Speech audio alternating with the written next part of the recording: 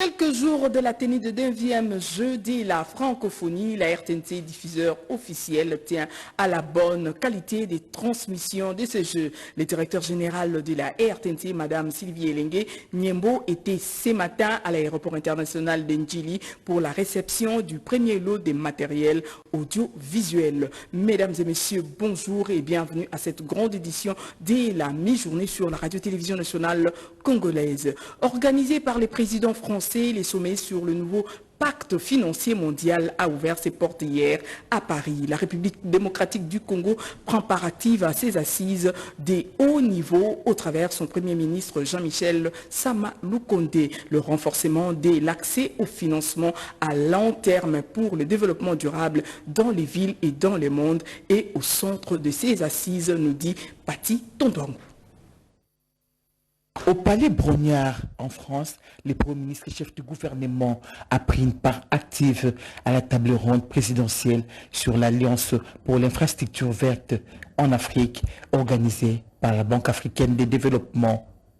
Représentant le chef de l'État, Félix-Antoine Tshisekedi Tshilombo, Jean-Michel Sama Lukonde Kyenge est revenu sur les opportunités qu'offre la République démocratique du Congo comme pays solution au problème mondial des réchauffements climatiques. Pour ces populations, qui dit énergie, dit industrie, et donc agriculture, transformation au niveau local pour l'amélioration de la chaîne de valeur, surtout que nous intervenons dans notre rôle de pays solution. Nous demandons à ce que nous ayons les crédits carbone, et ça tarde à venir. Et ça tarde à venir surtout au prix auquel nous voulons avoir cette compensation.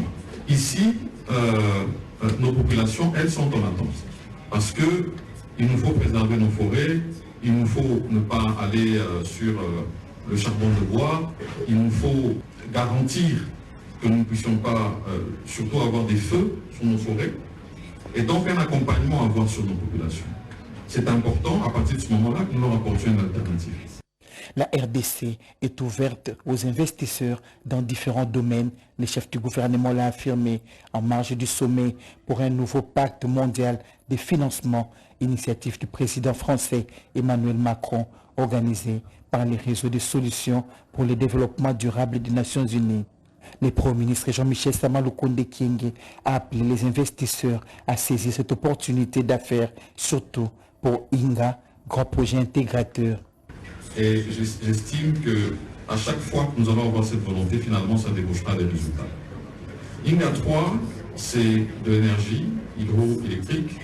Il peut permettre d'avoir aujourd'hui une couverture, non seulement en République démocratique du Congo, mais au-delà de la République démocratique du Congo, d'autres pays sur le continent. La République démocratique du Congo, comme les autres pays du bassin du Congo, dont nous possédons la plus grande partie, réclament toujours des compensations sur leur rapport du point de vue du climat et de notre apport en termes d'absorption en gaz carbonique. Pour accélérer la réalisation de l'objectif zéro émission net, la BAD compte lever 500 millions de dollars américains pour la préparation et le développement des différents projets y référents. La politique du gouvernement congolais sur la justice transitionnelle, principalement dans le secteur de la défense, était au centre des échanges entre le vice-premier ministre Jean-Pierre Bemba Gombo et la délégation du Bureau conjoint des Nations Unies aux droits de l'homme, nous dit Nicole Sesep-Loka. Conduite par sa présidente Marie-Thérèse Keïta Bokoum, la délégation du Bureau conjoint des Nations Unies aux droits de l'homme a échangé avec le vice-premier ministre, ministre de la Défense nationale et des anciens combattants, Jean-Pierre Bemba Gombo, sur les mandats que le Conseil des Nations Unies des droits de l'homme a donné à l'équipe des experts internationaux pour travailler et aider le gouvernement congolais à élaborer sa politique de justice transitionnelle. Il m'a informé de tous les efforts qui sont faits par son département justement pour remplir ce rôle dans le cadre de la justice transitionnelle. Les réformes au niveau de son département, les espoirs, le travail qu'il fait sur le terrain et aussi particulièrement la lutte qu'il mène contre l'impunité. Le mandat que le Conseil nous a donné est un mandat qui entrevoit plusieurs visites dans le pays, un dialogue interactif qui a déjà eu lieu au mois de mars, mais surtout la rédaction d'un rapport qui sera soumis au mois de septembre, justement pour indiquer les progrès que le pays fait dans le domaine de la justice transitionnelle et aussi les recommandations qui peuvent être faites pour aider le pays à mener sa politique. Marie-Thérèse Bokoum et toute la délégation du Bureau conjoint des Nations Unies aux droits de l'homme rentrent satisfaites après avoir eu de bonnes informations auprès du patron de la Défense nationale. Plus de 500 Congolais ont exfiltré de Khartoum, la capitale soudanaise, en proie à un conflit armé. Le gouvernement de la République démocratique du Congo, à travers le vice-premier ministre des Affaires étrangères, a instruit l'ambassadeur de la RDC en Égypte pour les rapatriements de ses compatriotes, nous dit Richard Kalala. Opération d'évacuation des Congolais au Soudan fuyant les combats. Au total, une vingtaine dont 12 étudiants ont quitté le mercredi 21 juin la capitale Khartoum pour atteindre la frontière avec l'Égypte, située à 940 km, précisément à Wadi Alpha, poste frontalier du Soudan.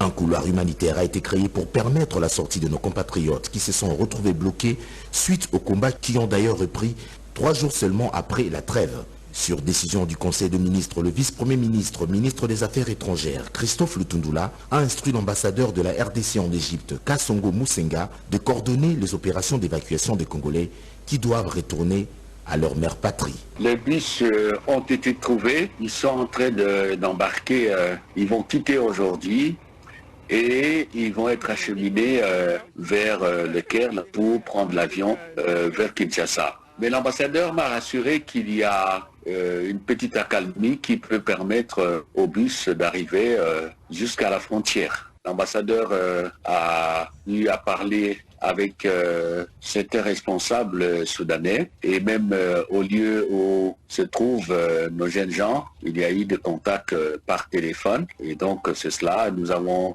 saisi cette opportunité pour évacuer rapidement nos jeunes gens et voilà. Pour le reste de nos compatriotes qui se retrouvent encore au Soudan, le gouvernement de la République maintient le contact, dit le compte Twitter du ministère des Affaires étrangères, est déterminé à trouver les voies et moyens pour les assister et éventuellement organiser leur évacuation.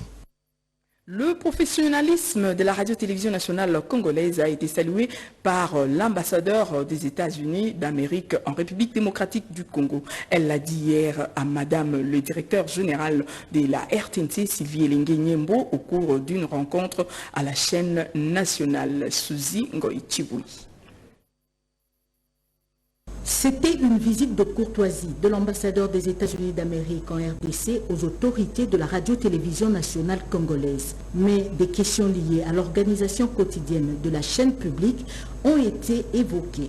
Dans ces échanges avec Madame le directeur général de la radio-télévision nationale congolaise, Sylvie Elengue-Nyembo, entourée du président du conseil d'administration et le directeur général adjoint, la diplomate américaine a été éclairée sur le rôle de la chaîne nationale dont la diffusion des informations en temps réel et la couverture médiatique des grands événements nationaux et internationaux tels que les 9e Jeux de la francophonie qui va se dérouler du 28 juillet au 6 août 2023 à Kinshasa. La RTNC a été retenue comme radio-télévision diffuseur hôte de ce grand événement. Lucie Temlin s'est également interrogée sur le combat que mène la RTNC dans la désinformation et comment elle s'y prend pour équilibrer les informations. Madame le DG de la RTNC a rassuré son hôte en citant le Conseil supérieur de l'audiovisuel et de la communication qui joue le rôle de l'équilibre des informations. L'ambassadeur des États-Unis a félicité la RTNC pour les efforts fournis. J'ignorais l'ampleur de cette institution, donc merci pour cette opportunité. On s'est échangé sur plusieurs sujets et on s'est mis d'accord surtout sur l'importance, surtout dans cette période préélectorale, pour la population d'avoir accès à l'information juste, équitable. Les États-Unis sont vraiment fiers des activités que nous avons entamées au long des années au profit des journalistes congolais pour la formation, pour leur donner les outils pour devenir vraiment les professionnels des médias, et on va continuer dans ce sens. La diplomate américaine a profité de cette rencontre pour visiter également les installations de la chaîne nationale, notamment les studios TV, radio et l'Institut congolais de l'audiovisuel. Surpopulation de la prison centrale de Makala, le président de la CNDH promet de plaider auprès des officiels pour son désengorgement. Paul Sampou l'a dit lors de sa descente au centre pénitentiaire et de rééducation de Kinshasa. Luisette Tsakala. En marge de la journée internationale pour le soutien aux victimes de la torture célébrée le 26 juin de chaque année, le président de la CNDH, Paul Sampou Moukoulou, a effectué une visite d'inspection au centre pénitentiaire et de rééducation de Kinshasa. Après échange avec Youssoufou Maliki Joseph, directeur de la prison centrale de Makala, sur la surpopulation carcérale, le président de la Commission nationale des droits de l'homme promet de plaider auprès des instances judiciaires. Nous allons faire un grand plaidoyer pour que ces conditions s'améliorent, aussi bien pour les pensionnaires en général de cette prison, y compris les condamnés, les prévenus. Ceux de ces pensionnaires qui sont éligibles à la liberté. Le programme de Kinshasa sera élargi aussi aux provinces. Voilà pourquoi je lance un appel à tous les partenaires techniques et même financiers de nous aider à avancer sur cette question, puisque la volonté politique est là. Prévue pour 1500 personnes, la prison centrale de Makala accueille à ces jours 10 fois plus de sa capacité d'accueil, dont 466 mineurs, 298 femmes et 27 enfants. Tout détenu doit bénéficier d'un traitement qui préserve sa vie, sa santé physique et mentale, ainsi que sa dignité, a affirmé Paul Sampou. En marge de la journée mondiale de la drépanocytose, les enfants anémiques de l'hôpital de Kalamou ont eu une visite de réconfort de la représentante du gouverneur de Lualaba. Les détails dans ce reportage d'Anastasie Doumbou. La journée mondiale de lutte contre la drépanocytose a été célébrée à travers la planète sur le thème « Ensemble luttons pour une génération sans drépanocytose ». Le cercle des entrepreneurs en action a célébré cette journée au centre médical Hamza, spécialisé en prise en charge des drépanocytaires sur avenue India, quartier Matongé, commune de Kalam. C'est le moment qu'a choisi la femme au grand cœur pour visiter toutes ces personnes malades et les écouter pour la circonstance. Yvette Angossi, maman sociale, accueillie chaleureusement sur les lieux, elle a tenu à remercier toute l'assistance avant d'apporter son réconfort moral aux personnes malades de drépanocytose ou anémique SS. Dans sa zibessière, des riz, semoule, les jus, de vêtements et des médicaments pour les malades. Faisant le tour de la salle, maman sociale a découvert des cas de malades graves et urgents. En bonne chrétienne et enfant de Dieu, Yvette Angossi a vite prié, ensuite trouvé solution sur le champ à ces deux cas, selon que la Bible stipule, les forts soutiennent le faible. Signalons que la camarade Yvette Angossi est cadre dont l'autorité morale est la gouverneure du Lualaba Fifi Masuka. Le gouverneur militaire de la province de l'Ituri a présidé une réunion de sécurité au cours de laquelle la situation sécuritaire de la province a été passée au peigne fin. Suivez.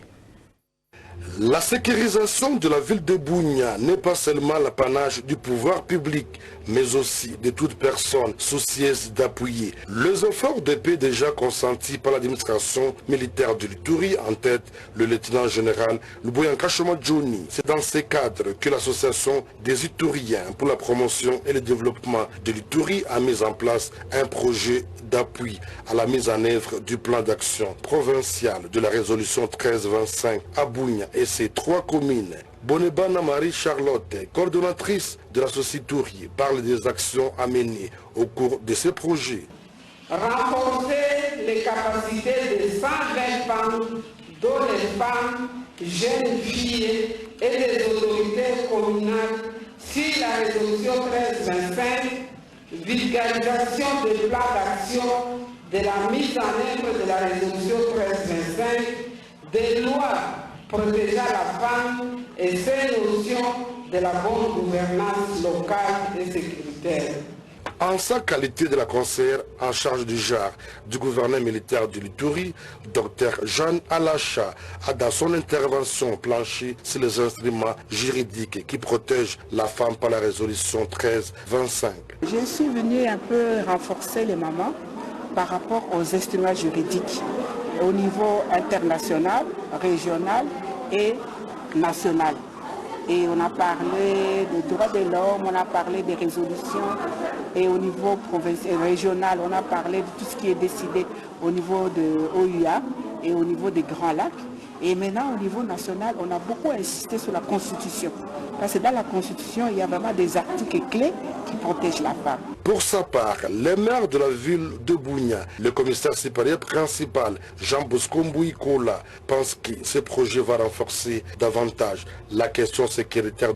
La mise en place d'un forum citoyen pour la participation des femmes et jeunes filles pour la paix et la prévention des conflits pourra, à ma connaissance, être une nouvelle approche et cadre des tirs vrais afin d'aborder les problèmes sécuritaires de la ville et y remédier. Plusieurs recommandations seront assorties à l'issue de ces travaux de 2 jours. Dans le cadre de la mise en œuvre du projet d'appui à la réforme de la police nationale congolaise, 50 OPJ viennent d'être formés dans la ville de Tshikapa par le projet PARP 3 avec l'appui de l'Union européenne. Le gouverneur de province du Kasaï, maître Dieudonné Pémé, a présidé ce jour dans la salle d'audience du palais de justice la cérémonie officielle de fin de formation des OPJ de la police nationale congolaise, province du Kasaï. C'est dans le cadre de la mise en œuvre du projet d'appui à la réforme de la police PARP 3. Je rends un vibrant hommage à son excellence monsieur le président de la République, chef de l'État, commandant suprême des forces armées de la République démocratique du Congo et de la police nationale congolaise pour sa vision de faire de la police nationale une police professionnelle, accessible, à l'écoute de la population, apolitique, soumise à l'autorité civile. Pour sa part, Césaire Ramaphosa, chef des projets PARP 3, a dans son discours de circonstances souligné les grands moments de cette activité. La journée d'aujourd'hui, je pense, est un jalon de plus dans cet immense édifice où nous allons assister à la cérémonie protocolaire de fin de formation avec le brevet, les certificats à l'issue de cette formation de 3 mois, mais aussi une cérémonie judiciaire de prestation de serment de ces officiers nouvellement formés. S'en est suivi la prestation de serment des OPJ formés et la remise de brevets par les gouverneurs de province aux OPJ formés.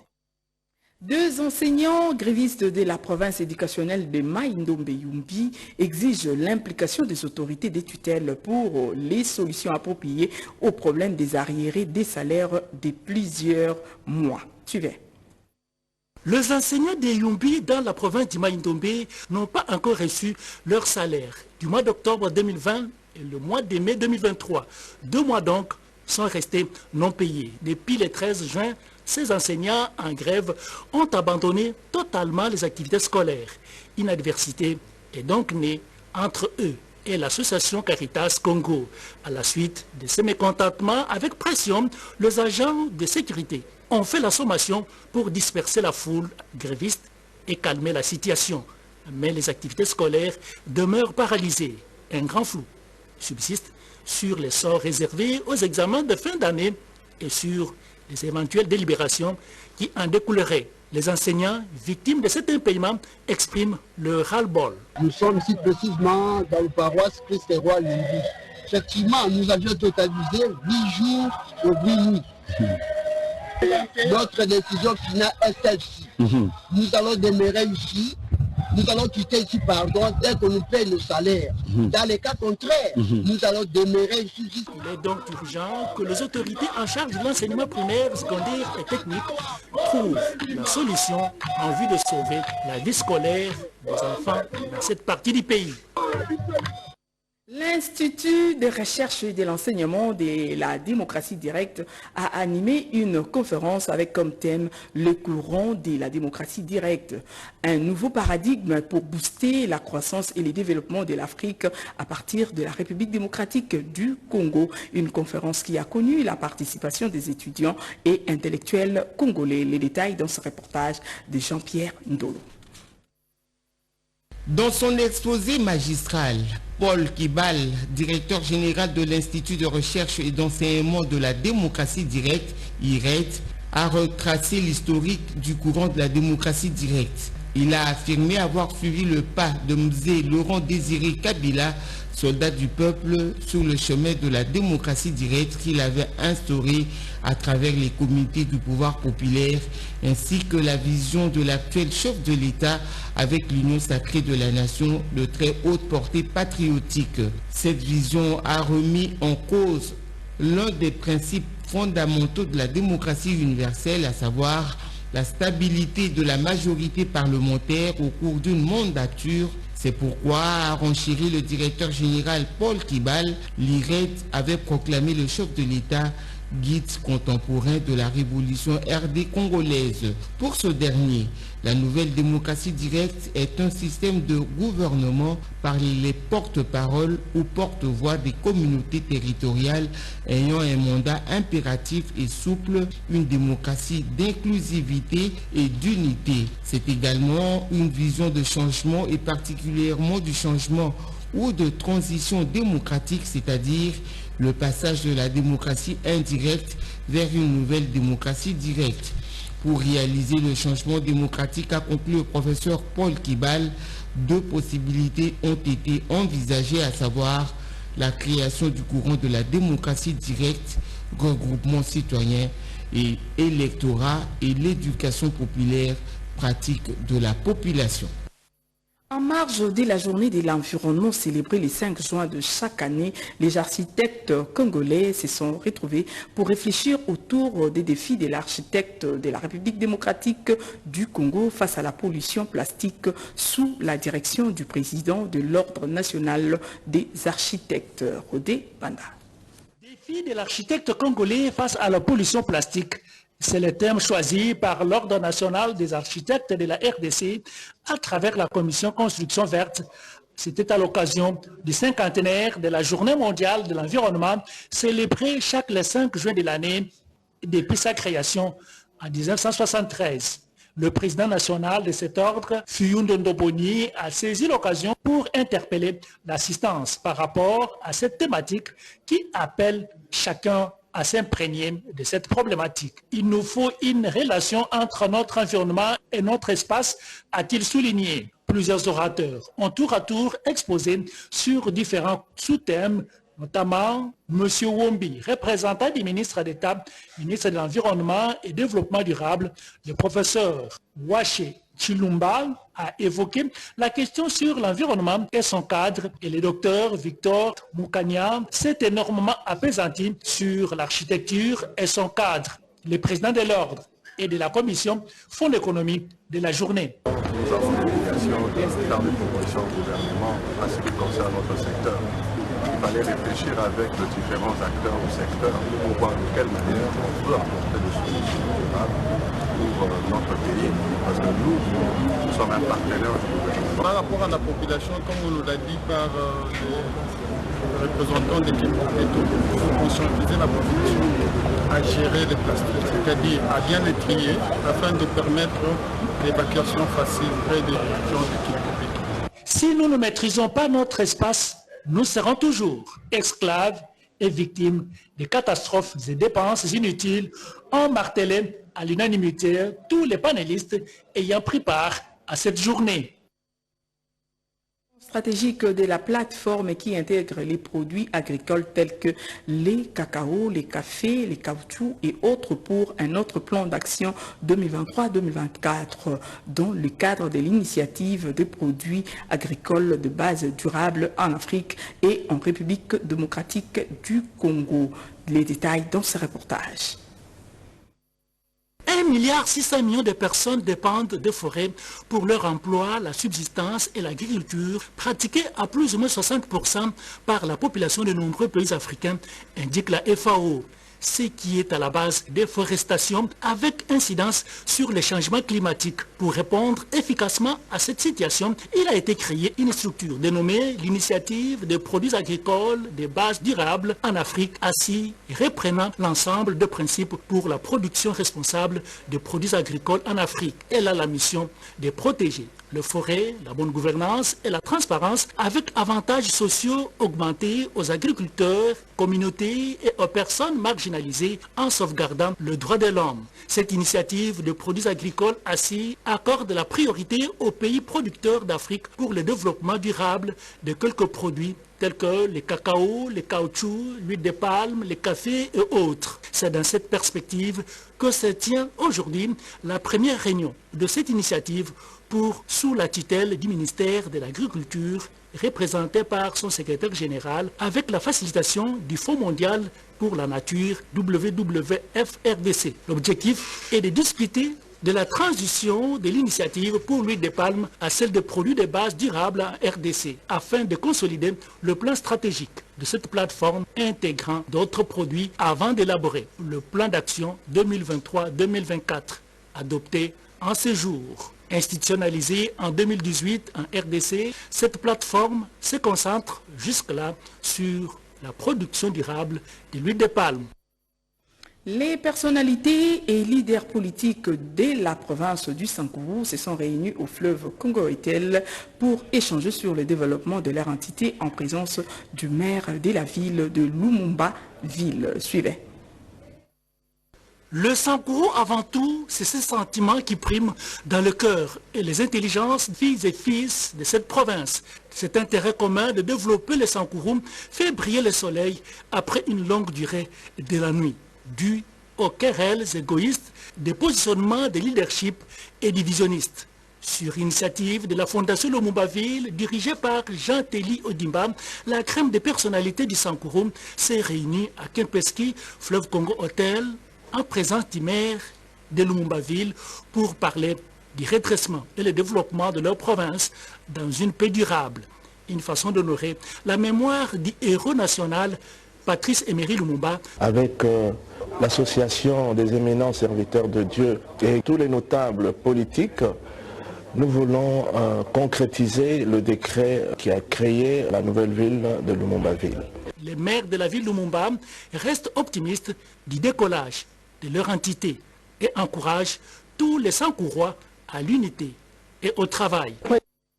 Comme je l'ai annoncé à titre, la radio-télévision nationale congolaise, diffuseur officiel des 9e Jeux de la francophonie, tient à la bonne qualité de la transmission de ces Jeux. Le directeur général de la radio-télévision nationale congolaise, Madame Sylvie Elengue Niembo, était à l'aéroport international d'Ndjili ce matin pour réceptionner les premiers lots de matériel audiovisuel pour la retransmission de ces Jeux. La radio-télévision nationale congolaise, diffuseur hôte de jeux de la francophonie, pilotée par Madame Sylvie Elengue Niembo, met toutes les batteries en marche pour assurer la retransmission en direct avec un signal de qualité des jeux de la francophonie prévu du 28 juillet au 6 août 2023. Grâce à l'appui du chef de l'État, Félix-Antoine Tshisekedi Tshilombo, et du gouvernement, la RTNC vient d'être dotée de matériel audiovisuel de la dernière technologie. Ces matériels sont composés de 4 quarts de reportage avec faisceaux, des caméras et autres accessoires des technologies de pointe. Le premier lot est arrivé ce matin à l'aéroport international d'Ndjili. Il était réceptionné par le directeur général de la RTNC, Sylvie Elengue Niembo, qui accompagnait le directeur général adjoint, José Adolphe Voto. Le président du conseil d'administration de la RTNC, Floribert Luboto, a assisté également à l'arrivée de ces matériels. Une opportunité pour le directeur général d'exprimer sa gratitude au chef de l'État. c'est grâce au président de la République qui nous a accompagnés dans ce grand travail de la réforme de la radio-télévision nationale congolaise. Ici, nous voulons exprimer toute notre gratitude à son endroit, au nom des agents et cadres de la RTNC, parce qu'enfin, les cars attendus sont en train d'être réceptionnés à Kinshasa. Il est vrai que le gouvernement également nous a accompagnés parce que dans les nombreuses démarches que nous avons entamées, ils nous ont accompagnés pour que toutes les démarches qui sont requises soient réalisées et nous faciliter d'accéder à tout ce matériel. L'arrivée du deuxième lot est prévue incessamment. Avec l'acquisition de ces matériels, le rêve de la renaissance et de la modernisation de la RTNC est devenu réalité. Mesdames et messieurs, c'est la fin de ce journal réalisé par Aimé Malonda et Atacha Mancini. Mustapha Obio a concouru à sa rédaction. Nathalie Kikita a contribué à la partie technique. Prenez rendez-vous à 19h dans une autre édition d'information sur la radio-télévision nationale congolaise dans une présentation de Yvette Makuntima. Quant à moi, je vous dis au revoir et excellente suite de programmes sur la RTNC. Merci.